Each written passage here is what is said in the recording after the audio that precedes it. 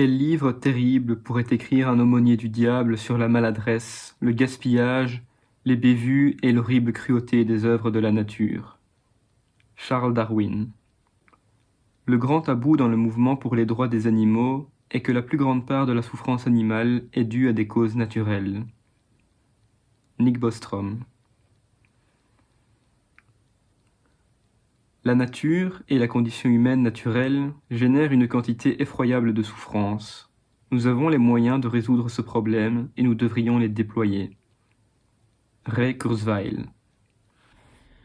Dans cette vidéo, je vais développer une réflexion personnelle sur la question du sens de la vie, qui, je le pense, rejoint de très près celle de beaucoup de transhumanistes, qui, comme je l'ai montré avec ces quelques citations, sont unis par un relatif écœurement vis-à-vis de la nature et par un désir de la transformer en profondeur.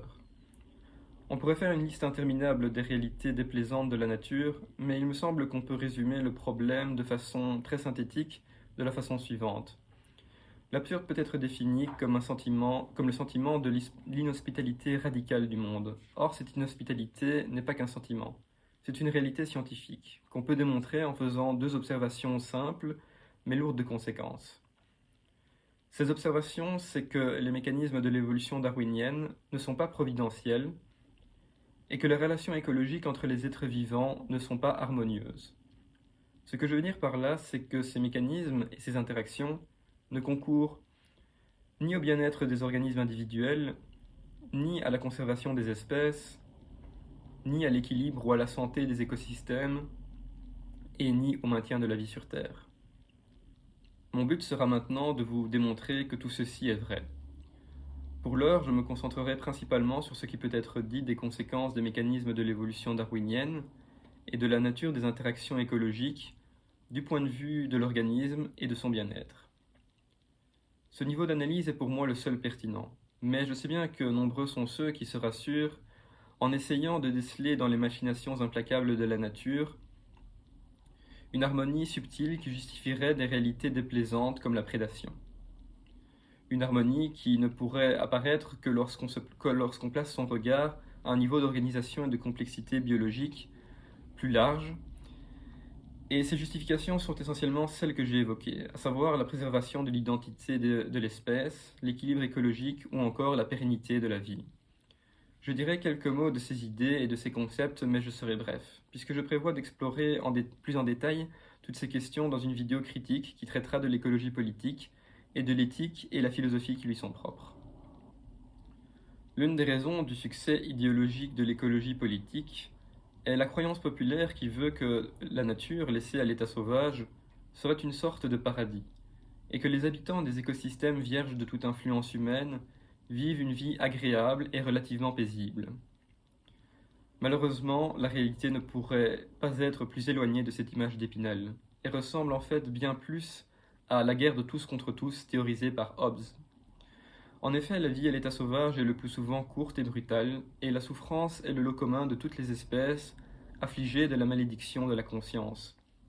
Je vais tâcher ici de dresser un tableau synthétique de l'extrême gravité de la situation, en mettant en lumière les raisons pour lesquelles on peut affirmer avec assurance qu'à l'état sauvage, la vie d'un être sensible, qu'il soit humain ou pas, ne vaut le plus souvent pas la peine d'être vécue.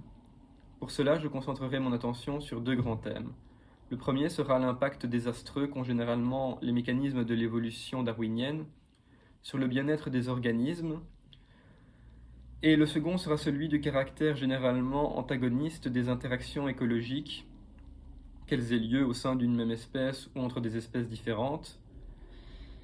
Enfin, bien que pour les besoins d'une analyse la plus synthétique et exhaustive possible, je sois contraint de mobiliser des concepts abstraits de la biologie et de l'écologie, je veillerai à illustrer par des exemples chacun de ces concepts, afin de donner de la chair à mon analyse.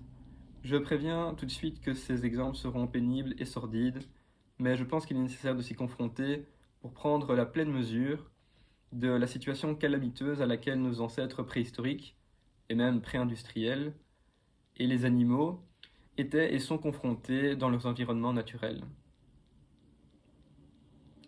Commençons donc par nous intéresser à la relation entre les mécanismes de l'évolution darwinienne et le bien-être de l'organisme. Il faut au préalable expliquer ce que sont les mécanismes de l'évolution Et pour ce faire, il faut d'abord définir ce qu'est l'évolution.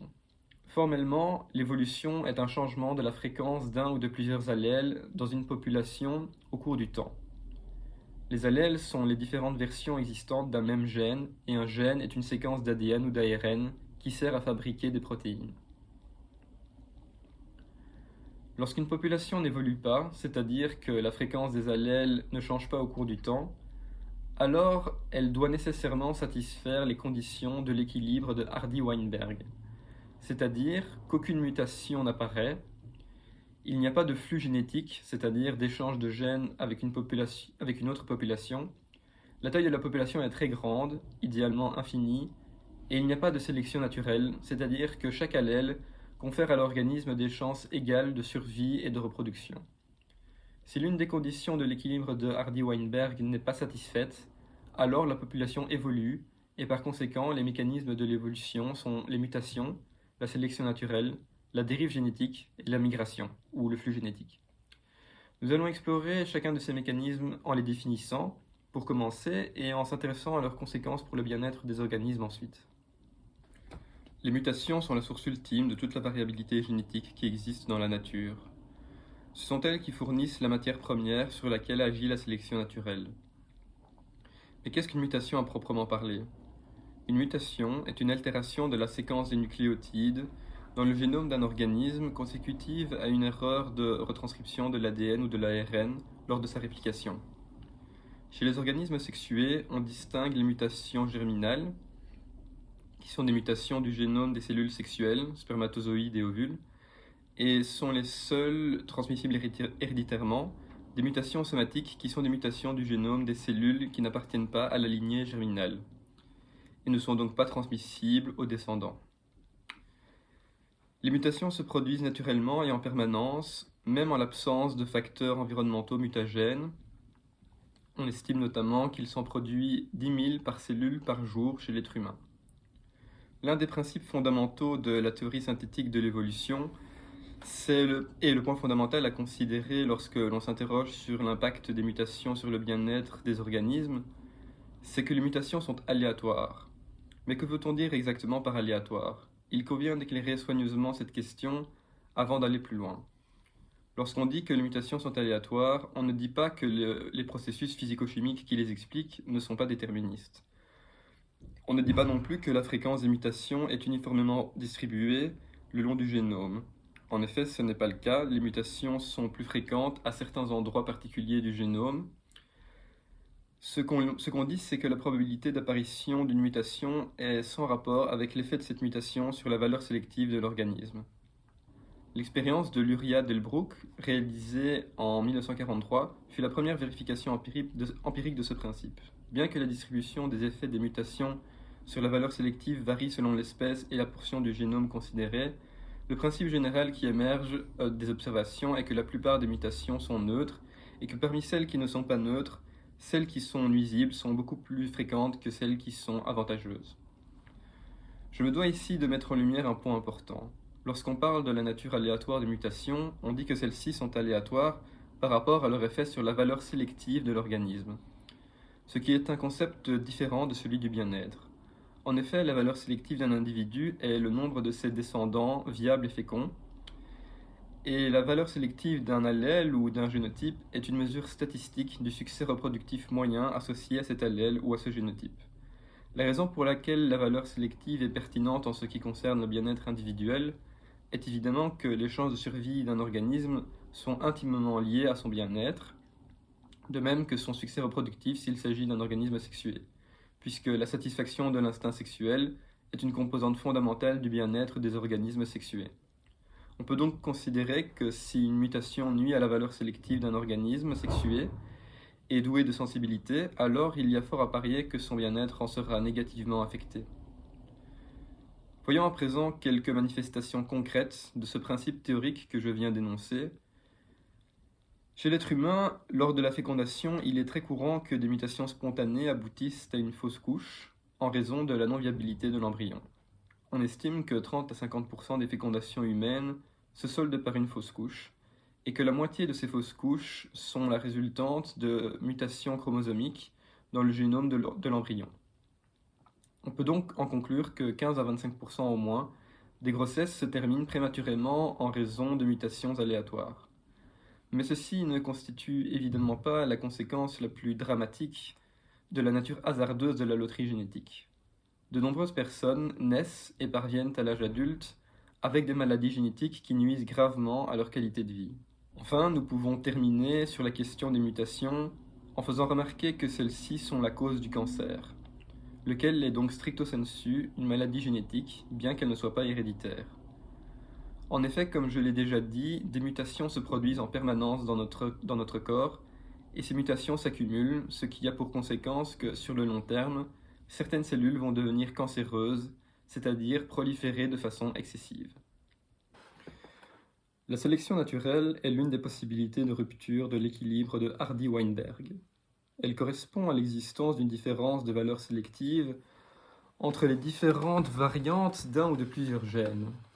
Cette différence de valeur sélective implique un changement de la fréquence des allèles au cours du temps.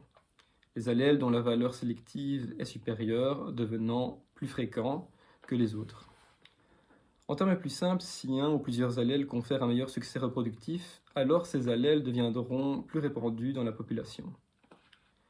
La première chose qu'on peut dire à propos de l'impact de la sélection naturelle sur le bien-être des organismes, c'est que très souvent cet impact est dramatique. En effet, la sélection naturelle agit par deux leviers principaux.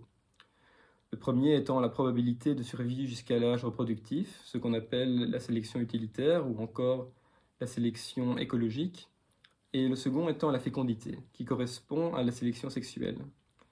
Il est évident que lorsque la sélection naturelle se traduit par des chances plus faibles de survie, cela nuit au bien-être de l'organisme.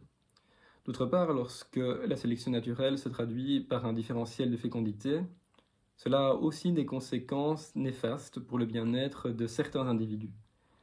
Bien qu'un différentiel de fécondité puisse exister sans que cela ait des conséquences particulières en termes de bien-être, par exemple si les individus porteurs d'un certain génotype A ont en moyenne 2 descendants et les individus porteurs d'un génotype B en ont en moyenne 4, dans la nature, la réalité de la compétition sexuelle fait que le succès reproductif n'est pas équitablement réparti. Il y a donc des gagnants et des perdants, et le perdant risque d'être éliminé ou blessé, et la survie n'est pas forcément plus heureuse puisque marquée par la frustration sexuelle. La deuxième chose que l'on peut faire remarquer, c'est qu'il est faux de dire que la sélection naturelle promeut des organismes parfaitement adaptés à leur environnement. Ce que la sélection naturelle fait, c'est seulement éliminer les gènes des organismes dont la valeur sélective est plus faible que celle des autres organismes avec lesquels ils sont en compétition. Mais ceci n'implique nullement que les allèles vainqueurs de la sélection naturelle produisent des individus parfaitement adaptés à leur environnement, au sens où ils seraient quasiment assurés de pouvoir atteindre la maturité sexuelle et se reproduire. En réalité, dans la nature, les chances d'atteindre l'âge adulte sont généralement très faibles, et ceci n'est compensé que par la fécondité souvent gargantuesque des organismes qui parviennent à la maturité sexuelle. Ce fait peut paraître étonnant à première vue, mais il ne l'est pas du tout lorsqu'on se réfère à la définition de ce qu'est la sélection naturelle. En effet, la sélection naturelle n'a besoin que d'une différence de valeur sélective pour opérer. Or, si par exemple un certain caractère héréditaire donne une chance sur 2 de survivre jusqu'à l'âge adulte, et qu'un autre donne seulement une chance sur 3, alors, toute chose égale par ailleurs, ce sera le premier caractère héréditaire qui sera sélectionné et deviendra majoritaire dans la population. Mais les individus de cette population n'auront toujours qu'une chance sur 2 de survivre jusqu'à l'âge adulte. La sélection naturelle peut aussi parfois avoir des effets pervers. Par exemple, le phénomène de l'avantage hétérozygote, qui est une situation dans laquelle un allèle récessif, qui confère un désavantage à l'état homozygote, présente sous sa forme hétérozygote un avantage sélectif pour son porteur, ce qui a pour conséquence une augmentation de la fréquence de cet allèle dans la population. Un cas bien connu d'avantage hétérozygote chez l'homme est le locus du gène HBB.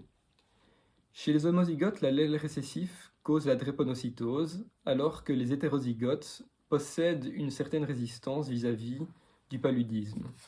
Ainsi, en Afrique, la fréquence de cet allèle est plus élevé dans les zones où s'est vu le paludisme. Enfin, rappelons que la sélection naturelle est effectuée par l'environnement dans son entièreté, et que donc les populations s'adaptent aussi au reste du monde vivant, et pas seulement à l'environnement abiotique. Ceci explique le phénomène de la course aux armements évolutionnaires, ou coévolution antagoniste, dans lequel des gènes vont entrer en compétition avec d'autres gènes, qu'ils appartiennent à des espèces différentes ou à la même espèce, et avoir des effets délétères, en termes de valeurs sélectives, les uns pour les autres. Les exemples types de coévolution antagoniste interspécifique sont ceux qui opposent les prédateurs et les proies, et les parasites et les hôtes, qui vont développer des adaptations pour mieux attaquer ou mieux se défendre, respectivement. Mais une course aux armements interspécifiques peut aussi avoir lieu lorsque deux espèces sont en compétition pour une même ressource limitante. Les exemples types de coévolution antagoniste intraspécifique concernent le conflit sexuel, à la fois entre les individus du même sexe et ceux de sexes différents. Nous parlerons plus en détail de ces interactions un peu plus tard lorsque nous nous intéresserons aux interactions écologiques entre les êtres vivants dans la nature. Pour le moment, contentons-nous de dire que le phénomène de coévolution antagoniste montre que la sélection naturelle ne promeut pas l'harmonie entre les espèces, ni entre les individus d'une même espèce. La dérive génétique est un mécanisme de l'évolution important, bien qu'il soit moins connu que la mutagénèse et la sélection naturelle. La dérive génétique est un changement de la fréquence des allèles dans une population dû à une erreur d'échantillonnage. Par exemple, lors d'une catastrophe naturelle, une partie de la population sera éliminée et rien ne garantit en général que les survivants seront un échantillon représentatif du point de vue de la fréquence des allèles de la population d'origine. La dérive génétique, contrairement à la sélection naturelle, ne rend pas les populations plus adaptées à leur environnement. En effet, la sélection naturelle et la dérive génétique sont des phénomènes concomitants dans la nature. Et par conséquent, un événement aléatoire peut saboter le travail de la sélection naturelle en éliminant ou en diminuant la fréquence d'allèles dont la valeur sélective est pourtant supérieure aux autres. Là où la sélection naturelle a un effet déterministe sur la fréquence des allèles, c'est-à-dire rendre celles dont la valeur sélective est supérieure plus fréquentes, la dérive génétique a un effet aléatoire sur la fréquence des allèles. On peut mieux comprendre la différence par un exemple. Si une proie a de meilleures chances de survie parce que, pour des raisons génétiques, elle court très vite et parvient à distancer ses prédateurs, alors sa descendance héritera de cet avantage. Par contre, si un individu survit à une catastrophe naturelle parce qu'il n'était pas au mauvais endroit au mauvais moment, par pur hasard, alors cet avantage ne sera pas transmis à ses descendants. La dérive génétique est un mécanisme évolutif dont les conséquences au niveau individuel sont négatives pour deux raisons principales. La première, c'est évidemment la nature même du mécanisme. En effet, la dérive génétique, étant due à une erreur d'échantillonnage, elle survient par définition à cause d'une réduction de la population. Cette réduction peut se faire essentiellement de deux manières différentes. Soit une catastrophe naturelle élimine une partie de la population, et on dit alors que la population a subi un goulot d'étranglement, soit une partie de la population émigre et s'installe durablement dans une région isolée, et on parle alors d'effet fondateur. La deuxième raison pour laquelle la dérive génétique peut être négative est qu'elle est aléatoire, et qu'elle peut donc, par hasard, augmenter la fréquence d'allèles délétères. Par exemple, sur l'atoll de Pingelap, vers 1775, un typhon a réduit la population à seulement 20 individus, l'un d'eux ayant une maladie rare, l'achromatopsie. Cette maladie génétique à transmission autosomique récessive a pour principaux symptômes une absence totale de vision des couleurs, seules les nuances de gris étant distinguées, une acuité visuelle très réduite, une très forte photophobie et un nystagmus. Du fait de la faiblesse des ressources génétiques et de l'augmentation rapide de la population, ce trouble génétique concerne maintenant près de 10% de la population et 30% sont des porteurs sains. En comparaison, aux États-Unis, seul un individu sur 33 000 est affecté. Enfin, le quatrième mécanisme de l'évolution est le flux génétique. Le flux génétique, qu'on appelle aussi la migration, est le transfert de matériel génétique d'une population à une autre. En général, cet échange se fait via la reproduction sexuée et concerne donc des populations interfécondes. Bien que le flux génétique puisse améliorer l'adaptation d'une population à son environnement, il peut aussi avoir des conséquences négatives. Le signe de l'impact du flux génétique est donc dépendant du contexte dans lequel il a lieu. Dans l'histoire de l'humanité, le flux génétique a été assuré par le déplacement des populations, qui ont souvent eu des conséquences catastrophiques, par exemple la prolifération des maladies, mais aussi des causes épouvantables, comme les conquêtes sanguinaires, le commerce d'esclaves ou la fuite de zones sinistrées. Et maintenant, voyons à quelle sorte de belles relations harmonieuses et équilibrées l'évolution darwinienne a abouti. La prédation est une relation antagoniste entre deux organismes d'espèces différentes, dans laquelle l'un des protagonistes, le prédateur, obtient de l'énergie en consommant tout ou partie du corps de sa proie, qu'il attaque alors que celle-ci est encore vivante. La méthode et la durée de la chasse et de l'exécution de la proie sont variables, mais il est faux de penser que la mise à mort d'une proie est systématiquement rapide et peu douloureuse. En effet, de nombreux prédateurs consomment régulièrement leur proie pendant que celle-ci est encore vivante et consciente, tandis que d'autres, comme le héron ou les serpents, avalent leur proie en entier et la digèrent vivante. De plus, même lorsque le prédateur tue sa victime avant de la dévorer, la mise à mort peut durer de longues minutes. Il est également faux de penser, bien que cela soit très souvent affirmé, que les prédateurs ne tuent que pour se nourrir. En effet, l'abattage en surplus, également connu sous le nom de syndrome du poulailler, est un comportement courant des prédateurs où ils tuent plus de proies qu'ils ne peuvent immédiatement en manger, pour ensuite abandonner les restes. En plus des humains, on a observé l'abattage en surplus chez les zooplanctons, la nymphe damoiselle, les acariens prédateurs, les martres, les belettes, le ratel, le loup, l'orque, le renard roux, le léopard, le lion, la hyène tachetée, les araignées, les ours bruns, noirs et polaires, le coyote, le lynx, le vison, le raton laveur, le chien et le chat domestique. Les humains modernes ne sont confrontés que très rarement à une attaque de prédateurs, et en conséquence, peu sont ceux qui se représentent clairement à quel point être une proie est une expérience effroyable. Cependant, quelques rares individus contemporains ont survécu à cette expérience et ont pu la décrire. L'une de ces personnes est Val Plumwood, une militante écoféministe qui a subi une attaque de crocodile dans un parc naturel australien en 1985. Son témoignage nous donne un aperçu terrifiant de la réalité que vivent les animaux victimes de la prédation dans la nature. En voici un extrait. Peu de ceux qui ont fait l'expérience de la danse macabre du crocodile ont survécu pour la décrire. C'est essentiellement une expérience indicible, de terreur totale. La respiration et le métabolisme cardiaque du crocodile ne sont pas adaptés à une lutte prolongée. Ainsi, l'attaque est une explosion de puissance intense conçue pour surmonter rapidement toute résistance de la part de la victime. Le crocodile tient alors sa proie en difficulté sous l'eau jusqu'à ce qu'elle se noie. Le rouleau était une centrifugeuse d'une noirceur bouillonnante et a duré une éternité. Mais quand j'ai cru qu'il en était fini de moi, le roulement s'est soudainement arrêté. Mes pieds ont touché le fond, ma tête a brisé la surface, et, toussant, j'ai aspiré l'air, étonné d'être vivante. Le crocodile me tenait toujours dans sa pince. Je venais de commencer à pleurer les perspectives de mon corps mutilé lorsque le crocodile m'a soudainement à nouveau entraîné. J'ai attrapé la branche, jurant de laisser le crocodile me déchirer, plutôt que me jeter à nouveau dans cet enfer qui tourne et suffoque.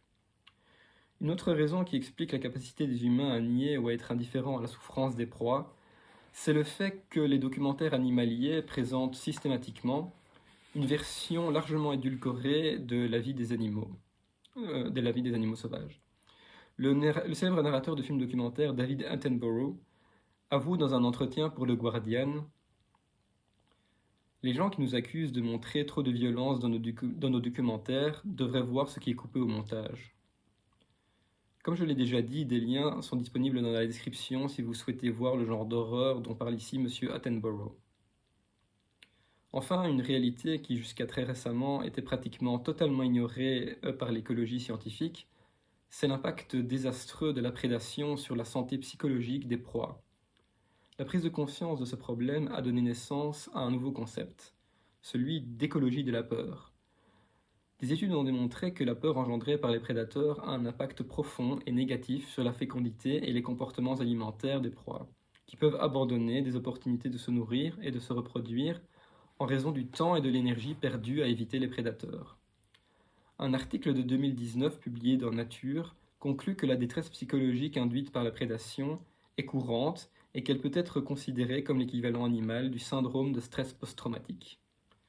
Le fait que la présence des prédateurs a un effet délétère sur la capacité des proies à se nourrir démolit complètement le raisonnement panglossien tenu par beaucoup, y compris parmi les militants autoproclamés de la cause animale, qui veut que les prédateurs rendent service aux proies en empêchant celles-ci de connaître une explosion démographique qui conduirait à une famine malthusienne. La triste réalité est que la prédation engendre la malnutrition et la famine au lieu de l'empêcher. En général, un prédateur est plus gros et plus fort que sa proie. Mais dans la nature, être minuscule n'est pas un frein à la capacité de nuisance. Et c'est ce que nous allons voir en nous intéressant au phénomène du parasitisme.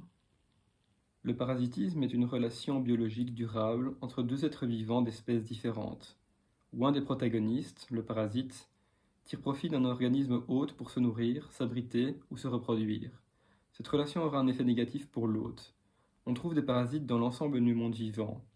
Certains groupes sont composés quasi exclusivement de parasites, et d'après l'encyclopédie d'écologie en 5 volumes co-dirigée par Sven Erik Jorgensen, le parasitisme est le mode de vie le plus populaire sur notre planète. Approximativement la moitié des espèces végétales et animales sont parasitaires, à un certain stade de leur cycle de vie. Peu d'espèces, si seulement il en existe, sont dépourvues de parasites, et la plupart des espèces ont au moins un parasite spécialiste. Même les parasites ont des parasites. L'espèce humaine est l'hôte de 342 espèces parasites sans compter les virus et les bactéries. Certains parasites passent par une succession d'hôtes et provoquent des altérations du comportement de leurs hôtes intermédiaires qui les rendent plus vulnérables aux prédateurs, lesquels sont les hôtes finaux du parasite. Le parasite se développe et mûrit dans l'environnement fourni par ses hôtes intermédiaires et finit par se reproduire dans son hôte final. Par exemple, le parasite communément appelé petite douve du foie se reproduit à l'intérieur d'un ruminant, comme une chèvre ou une vache, et ses œufs sont excrétés dans les selles du ruminant. Les selles sont ensuite consommées par un escargot qui est alors infesté des larves de parasites. L'escargot va alors former des kystes autour de ces larves qu'il va ensuite excréter. Ces kystes seront alors consommés par un second hôte intermédiaire, une fourmi. Le parasite va ensuite prendre contrôle du comportement de la fourmi pour la forcer à grimper au sommet d'un brin d'herbe, où elle sera alors ingérée par un ruminant, à l'intérieur duquel le parasite va pouvoir se reproduire et accessoirement rendre son hôte malade de la dricocéliose, qui provoque un amaigrissement et une paralysie partielle. Avec 219 millions de personnes malades et 435 000 décès en 2017, le paludisme demeure la parasitose la plus importante et concerne majoritairement les enfants de moins de 5 ans et les femmes enceintes. 80% des cas ont été enregistrés dans 15 pays d'Afrique subsaharienne et l'Inde.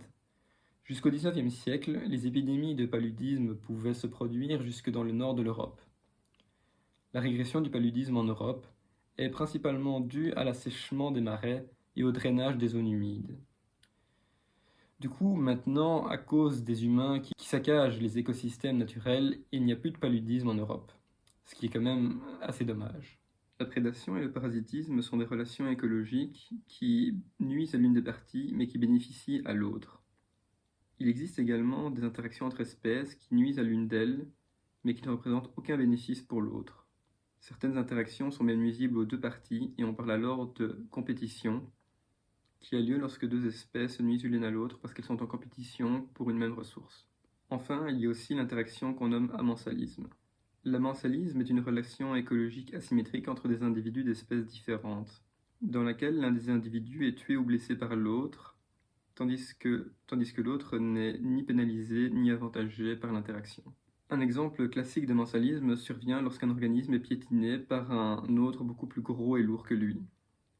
Un autre exemple est celui de l'allélopathie négative, où une plante va excréter des substances chimiques toxiques qui vont nuire à la germination, la croissance, la survie ou la reproduction d'autres organismes végétaux ou animaux. Maintenant que nous savons que les rapports entre les espèces ne sont pas toujours des plus amicaux, essayons de savoir si les relations intraspécifiques sont plus chaleureuses. L'infanticide est la mise à mort d'un animal jeune par un adulte de la même espèce. Ce comportement est observé dans de très nombreuses espèces à travers le monde animal, particulièrement les primates, mais également des insectes, poissons, amphibiens, oiseaux et mammifères. Il peut être perpétré par les mâles aussi bien que les femelles. L'infanticide est une stratégie reproductive efficace pour les mâles lorsqu'ils éliminent la progéniture d'autres mâles. En effet, la mise à mort de la progéniture d'une femelle met un terme prématuré à l'aménorrhée de lactation et permet donc de raccourcir significativement la période d'infertilité consécutive à la naissance d'une portée. La femelle est alors plus rapidement disposée à être fécondée. Une étude portant sur l'infanticide pratiqué par les mâles dans la classe des mammifères a révélé que sur 260 espèces étudiées, 119, soit 45%, pratiquaient l'infanticide. Il apparaît que ce comportement masculin est adaptatif dans certaines conditions et qu'il a donc été sélectionné dans une large gamme d'espèces au cours des dernières 160 millions d'années d'évolution des mammifères. Cependant, l'infanticide n'est pas toujours le résultat d'une stratégie reproductive des mâles et peut survenir par d'autres mécanismes évolutifs.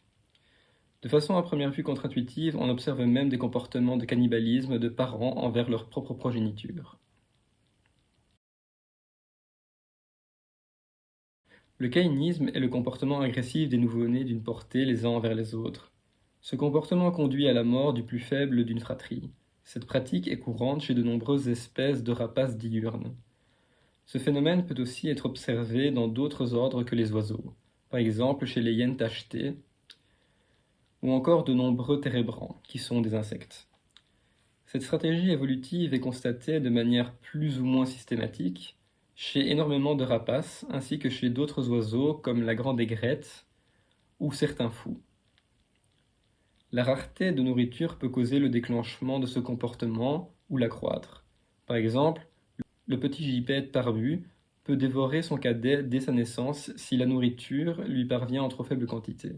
De même, le manque de nourriture dans la couvée de fous à pieds bleus entraîne un caïnisme qui n'est pas constaté en période d'abondance. Une des sources majeures de conflits à l'intérieur des espèces sexuées est la reproduction elle-même. Le conflit sexuel est un conflit biologique intraspécifique qui survient lorsque les individus de sexes différents ont des stratégies reproductives optimales contradictoires. Par exemple, les mâles peuvent avoir un intérêt à ce que la fréquence des copulations soit élevée, tandis que pour les femelles, des rapports sexuels trop nombreux peuvent s'avérer contre-productifs, voire même dangereux. Les mâles et les femelles vont alors évoluer des caractères antagonistes, mutuellement nuisibles, par exemple l'insémination traumatique, la copulation forcée, le cannibalisme sexuel, commun chez les insectes, les araignées et certains crustacés, l'infanticide dont nous avons déjà parlé, ou encore un sperme toxique. L'autre forme de conflit biologique intraspécifique engendré par la reproduction est la compétition entre les individus de même sexe pour les opportunités reproductives. Par exemple, l'éléphant de mer est une espèce polygyne dans laquelle les mâles se battent entre eux pour obtenir l'exclusivité des opportunités reproductives. Bien que les combats ne finissent généralement pas par la mort d'un des participants, ils n'en restent pas moins très violents et occasionnent des blessures importantes. Seule une minorité de mâles, les vainqueurs des combats, a accès aux femelles, et le reste n'a le plus souvent jamais l'opportunité de se reproduire. Une étude portant sur les éléphants de mer dans les îles Malouines a constaté que seulement 28% des mâles parvenaient à se reproduire. On estime que la polygynie existe chez à peu près 90% des espèces mammifères. Quand on voit à quel point les relations entre les individus d'une même espèce peuvent être violentes dans la nature, on peut se demander si la violence dont les humains font preuve les uns envers les autres est véritablement aussi anormale que le prétendent ceux qui expliquent cette violence par des pathologies sociales, culturelles ou encore spirituelles. Il s'offusque qu'on puisse penser qu'elle peut plutôt être comprise comme une manifestation banale de la brutalité générale de la nature. Une réponse originale à cette interrogation peut être trouvée dans une publication de 2016, The Phylogenetic Roots of Human Lethal Violence, qui étudie la violence meurtrière entre conspécifiques dans plus de 1000 espèces mammifères. Il en ressort que les humains ne sont absolument pas remarquables en ce qui concerne nos propensions à s'entretuer, puisqu'avec un pourcentage de décès par homicide évalué à 2% au cours de l'histoire de notre espèce, nous sommes très loin d'occuper le podium du classement des espèces les plus meurtrières. Et sommes surpassés de très loin par d'autres espèces beaucoup plus féroces, comme les suricates, les lions, les loups, les léopards ou encore les ours. Mais l'intérêt principal du travail des auteurs est qu'il met en évidence le fait que la proximité phylogénétique entre deux espèces prédit un degré de violence intraspécifique similaire. Partant de cette observation, les auteurs ont démontré que lorsqu'on tient compte de la violence des espèces dont nous sommes les plus proches, notre propension à nous entretuer n'est pas du tout surprenante et correspond même quantitativement à la valeur qu'on aurait prédite simplement en connaissant le taux de violence létale de nos plus proches cousins évolutionnaires. Bien sûr, ceci ne veut pas dire que le taux d'homicide est une donnée fixe et incompressible, puisque le fait est que ce paramètre varie de façon importante selon l'époque et la zone géographique qu'on considère. Mais la même chose est vraie pour les autres espèces, dont le degré de violence varie lui aussi en fonction des conditions écologiques fluctuantes auxquelles elles sont confrontées. La conclusion de l'étude n'est donc pas que la violence humaine est une donnée immuable, mais plutôt que lorsqu'on prend du recul et qu'on évalue notre histoire à l'échelle des temps géologiques, notre appétit de destruction apparaît clairement comme un phénomène d'une banalité confondante. Je vais maintenant dire quelques mots sur les notions de survie de l'espèce, d'équilibre écologique et sur l'hypothèse de Gaïa. L'idée que les mécanismes de l'évolution concourraient à la survie de l'espèce n'est pas tenable en raison même de la nature de ce qu'est l'évolution. Le registre fossile démontre que plus de 99% des espèces qui ont un jour existé ont déjà disparu. Par conséquent, il n'a aucun sens à prétendre que l'évolution et ses mécanismes concourraient à garantir la perpétuation d'une espèce. Ce n'est absolument pas ce qui se passe. Quant à la notion d'équilibre écologique, c'est un concept qui a été totalement abandonné par l'écologie scientifique au cours de la seconde moitié du XXe siècle. Et si vous souhaitez avoir une bonne introduction aux raisons pour lesquelles ça a eu lieu, je vous recommande un article de National Geographic que je mets dans la description. Et enfin, sur l'hypothèse de Gaïa, c'est là encore une hypothèse qui, du point de vue des données de la science moderne, n'est pas tenable. Je recommande un article de New Scientist, publié en octobre 2013, qui est un résumé d'un livre de Toby Tyrrell, qui explore cette question de l'hypothèse de Gaïa et la confronte aux données de la science moderne, avec la conclusion que cette hypothèse est fausse. Je proposerai une déconstruction plus complète des notions de survie de l'espèce, d'équilibre écologique et de l'hypothèse de Gaïa dans une prochaine vidéo qui traitera de l'écologie politique, mais cette vidéo est déjà très longue et donc pour l'instant je vais me contenter d'utiliser l'argument d'autorité et de dire que tous ces concepts ne tiennent pas debout. Maintenant que nous savons tout cela, que nous savons que ni le bien-être de l'organisme, ni la survie de l'espèce, ni l'équilibre écologique, ni la perpétuation de la vie ne sont des objectifs poursuivis par la nature, on peut se demander, alors tout ça pourquoi ? Qu'est-ce qui justifie toute cette souffrance ? À quoi sert-elle ? À qui ou à quoi profite-t-elle ? Eh bien, certains biologistes ont une réponse assez caustique, quoique très sérieuse, à cette question. Cette réponse est la théorie du gène égoïste. Elle postule que les bénéficiaires ultimes de la sélection naturelle sont les gènes, où un gène est compris comme l'ensemble des copies d'une séquence particulière d'ADN répartie à travers le monde vivant. Les défenseurs de cette thèse arguent qu'elle permet de comprendre des phénomènes qui seraient autrement difficilement explicables, comme l'existence de l'altruisme ou des conflits intragénomiques. D'après cette théorie, les organismes ne sont que des véhicules temporaires pour l'information génétique, c'est-à-dire des machines à survivre fabriquées par les gènes, des machines qui permettent à ces gènes de se répandre efficacement et donc de continuer à exister. Il existe une certaine controverse dans la communauté scientifique quant au caractère véritablement universel de cette théorie, et certains biologistes défendent l'idée que le gène n'est pas la seule unité de la sélection naturelle, mais que des niveaux d'organisation biologique plus complexes, que sont la cellule, l'organisme, le groupe ou l'espèce, sont également des unités soumises à la sélection naturelle. Cependant, il n'y a pas de controverse sur le fait que la théorie du gène égoïste est, de façon démontrable, partiellement vraie. Ceci est lourd de conséquences en ce qui concerne la question du sens de la vie. La théorie du gène égoïste est une formulation particulièrement élégante et terrifiante du caractère profondément absurde de la vie biologique. Elle affirme que l'histoire naturelle qui se déploie maintenant depuis 3,5 milliards d'années n'est pas notre histoire. Elle n'est pas l'histoire d'individus, d'espèces, de communautés écologiques ou encore celle de la vie avec un grand V, mais elle est l'histoire des gènes, engagés dans une lutte aveugle pour la suprématie démographique. Nous autres, organismes individuels, ne sommes que les armes temporaires et jetables mais aussi les victimes collatérales de cette guerre idiote et futile. Bien sûr, la théorie du gène égoïste n'est pas nécessaire pour démontrer la réalité accablante de l'absurdité de la vie, puisque nous savons désormais que tout ce qui a de la valeur de notre point de vue, à savoir le bonheur, la perpétuation de notre espèce et des espèces que nous affectionnons, et l'idée que nous puissions vivre en harmonie avec l'ensemble du monde vivant, est en contradiction radicale avec l'économie de la nature.